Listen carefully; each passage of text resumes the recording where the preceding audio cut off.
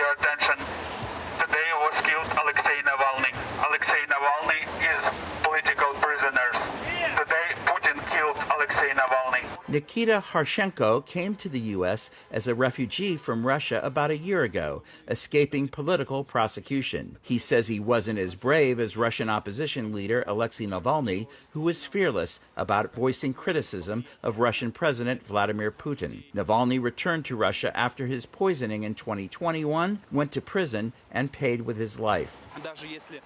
Even if it wasn't a purposeful murder, like they tried to poison him before, I don't think anyone doubts that Putin showed with his actions a direct intent either to ruin Navalny in prison eventually or to cause his death directly. Harshenko was one of about 500 protesters who gathered Friday night in Beverly Hills in Los Angeles to honor the memory of the outspoken dissident and demand a proper investigation into Navalny's death. Navalny was serving a 19-year prison sentence when he was reported to be feeling sick after a walk on Friday, lost consciousness, and died, according to Russia's Federal Penitentiary Service. Just the day prior, Navalny was seen smiling and joking during a court appearance via video. Rally participants say they believe Navalny was eliminated as the head of the Russian opposition a month before the country's presidential election that would give Putin another 6 years in power, according to protest organizer Antonina Zemlinskaya.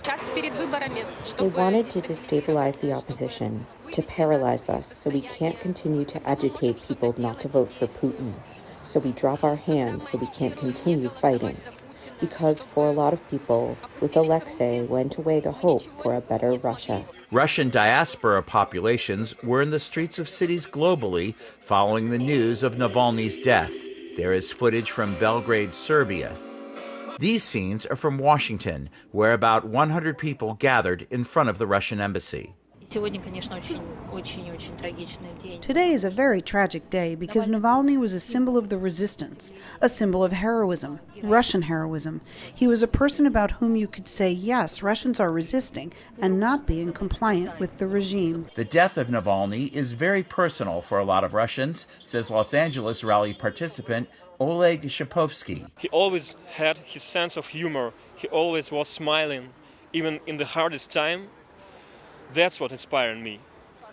I never met a person in modern history who could behave like he. Such a spirit inside of his heart, in his words, that's inspiring me.